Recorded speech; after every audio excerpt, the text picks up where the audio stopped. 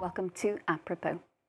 Well, it's the highest profile Me Too case to hit France. A court here in Paris has postponed the trial of French actor Gerard Depardieu because of concerns about his health, shifting the start of the proceedings to next March. The actor, who's denied any wrongdoing, is accused of sexually assaulting two women on a film set.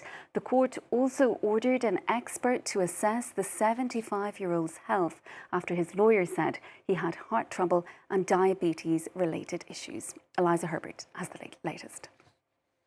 Some 100 people gathered outside the Palais de Justice in Paris on Monday, in solidarity with two plaintiffs who have accused French actor Gerard Depardieu of sexual assault. Protesters say that being a celebrity should not warrant impunity. They say that they're sacred and must be protected at all costs in the name of art, and sometimes even that they're the pride of France. We're here today to say no. Gerard Depardieu doesn't make us proud. But they did not get the chance to tell the actor face-to-face. That morning, his lawyer broke the news that he was asking for the trial to be postponed. Unfortunately, his doctors have forbidden him from attending the hearing. For this reason, he's going to request a postponement to a later date so that he can be present. Because Gerard Depardieu intends to be there. He wants to express himself. The actor is accused of sexually assaulting two women on the set of Les Volets Verts in August 2021. According to one of the plaintiffs, he grabbed her, trapped her between his legs and touched her body up to her breasts.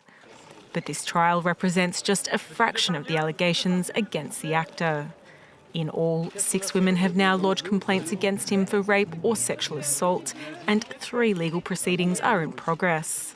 Actress Charlotte Arnault alleges that Depardieu raped her twice at his Paris home in 2018. She told her story in this investigation on France 2, prompting more than 50 personalities to come to the actor's defence in a column in a French newspaper. Still, Depardieu's reach did not prevent the public prosecutor's office from requesting a rape trial. Well, for more, we're joined here in studio by Elsa Labouret, spokesperson for Osez le Féminisme, a feminist group here in France. Thank you so much for being with us on the programme this evening. Sure. So, proceedings today postponed until next year, but there were several dozen protesters at the courthouse in Paris today. Why was it so important for people to be there? You know, there's never a dull moment when you want to protest against, the patriarchy and try to support women who are victims of sexual violence and try to protest against, the very slow justice that is brought about. And I think in this case we didn't even know that the trial was going to be pushed when we started to be there today, but it was again. I mean, it's things that take a really, really long time. It takes a long time for victims to speak up. It takes a long time for justice to be served. And again, the victims are going to have to wait a long time. People were there also to protest against a culture that we have that protects and supports and enables, predators. And the example of Gerard Depardieu is a very telling one because he is a monument in French culture. Just, I'm saying this objectively. He's a big figure in French cinema, and he's been, complimented again recently by the president of, Macron, our country's leader. So the highest person who can probably protect him has spoken up in his favor. It's very difficult in this context for women and for feminists to be heard when we talk about sexual violence. And he has, of course, denied any wrongdoing. He's also accused of rape as part of a separate case. Just talk to us a little bit more about how significant this trial is, the current trial, the one that's been suspended until next year. As you say, Gerard Depardieu, he's known right across the world and he is a national icon, yes, more or less, here in France. Well, you said it. That's why it's so emblematic. I think when we talk about sexual violence, it's something that can happen in every level of society. Everywhere where there's men and women, there will be violence because it's male violence. It's not, contained in a specific job sector or a specific, social strata. It's everywhere, including in, show business and cinema. And it's something that the Me Too movement has particularly shown it's not just there, but it is a big example of how men are protected by the power that they have, the symbolic power, but they also real power. And in his case, he's one of probably the biggest names when it comes to French cinema. And to see him on the bench being accused, being brought to trial, is very significant. And that's why I think people are very, very looking forward to, this trial taking place. And it's disappointing and frustrating, and I imagine particularly for the victims to see that we're going to have to wait a few more months. And how disappointing is it for them, for the alleged victims, that this case has been postponed until at least March? Well, I don't have that voice particularly, but I can only imagine. It's so harrowing, so slow, so difficult to just, the process from everything happening to realizing that something that happened to you is wrong, it's not your fault. Everything that society is teaching us about sexual violence, it's very difficult to go beyond that and say, no, I'm a victim, I deserve justice, I deserve to be protected, I deserve to be heard, to then, there's the whole process of pressing charges. If the police hears you, there's a whole inquiry that is very harrowing because, you have to answer questions and say the same stories again and again and again. It's very taxing. And then, you have the trial. It all is very... first of all, very long, complicated, and painful. But in this case, it's also very public. And, you have the fact that the man that you are, going, that you have, accused of being, for legal reason, accused of being an assaulter, an aggressor, is very famous and is supported by so many people. And you have this weight on your shoulders. It's probably very harrowing. And I can only feel for these victims, and I can only recognize the courage that they had in, coming forward. And as you say, many people in the industry here in France had come out in support of the actor. The French president, as you say, had spoken up in his support as well. Why does it seem that the Me Too movement, it has been perceived differently here in France than it has been elsewhere, particularly in the United States, for example? Yeah. Well, I don't really know exactly what would be different in France and the US, but I can tell you that we have a sort of reverence for our culture, I think, here in France that is quite specific.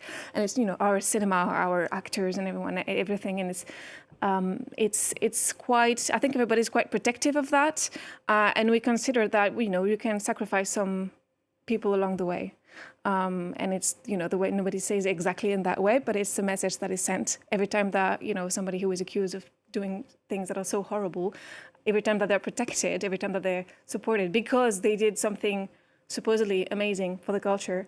First of all, doesn't mean that they can't, have done horrible things, in private or, also maybe in spite of or because of that. Like I said, it's also intertwined with this culture of, celebrity and power, but it's also, the culture has nothing to do with violence, and it's not worth it. The price that these victims have to pay and the price that we as a society pay for, some movies, I like cinema, but it's not worth it. We need to protect, we're talking about something that is on a massively different scale, good movies versus, some lives that were completely transformed and possibly forever. The victims, they have probably suffered terribly and continue to do so. There's just no excuse to continue protecting the culture. Yes, he has, of course, denied wrongdoing in this particular case, but also, Elsa, this trial comes, it was due to start as we're in the midst of another very high-profile trial down in Avignon. Dominique Pellicot and the 50 co-accused, accused of raping and drugging his former wife. So is this perhaps a moment where France is coming to some kind of reckoning with how it deals with these kind of allegations and how it deals with sexual abuse? I do think that the society is changing. The conversation is changing. You see a lot of people realizing,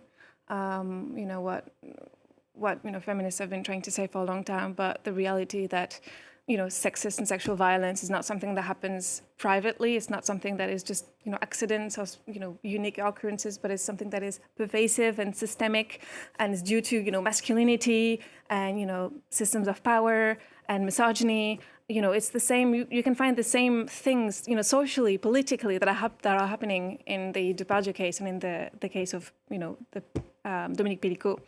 I think a lot of people are realizing what's happening. And something that we've seen is that in the past few years, there's a lot of more charges that are pressed.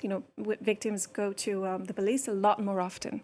So there's this change in, not only victims speaking out, because victims have been speaking out, that's just not been heard. But, you know, victims are starting to realize that they should be heard, but it's not being followed by the justice system and the, you know, the police. And, you know, right now we have a new government that has downgraded the Ministry for Equality to Secrétaire d'État. So it's a smaller budget. It's just less important.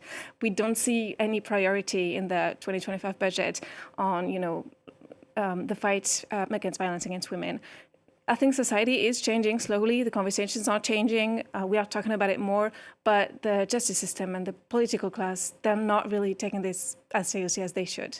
And what do you think they should be doing? This problem isn't unique to France, but there were, for example, 114,000 reports of sexual violence here last year, including more than 25,000 reported rapes, but very many go unreported. Those who do, very few come to trial. And of those who do, very few people are convicted. So what exactly needs to change? We need to see it as a global problem, not just as isolated incidents or, you know, isolated aggressors, isolated crimes. It is a phenomenon. It is a problem of national security, internal, I mean, domestic security. But this is, you know, women are at their most unsafe at home in their relationships with men. And unfortunately, you know, when you compare the budget for equality and the fight against sexual violence to the budget for defense, for example, it's just, we're not finding it as the right, like where the danger actually is. For half of the population, women are, you know, 52% of French population is female. So but there needs to be global change. You know, if every rape case went to trial, the justice system would be so different because the budget couldn't handle it. We need to rethink things regarding this as a global and national phenomenon. So we'll have to leave it there for now, but thank you so much for coming in. We do appreciate your time on the programme. That is Elsa Labouret, spokesperson for Osez le Féminisme. And that is it from us.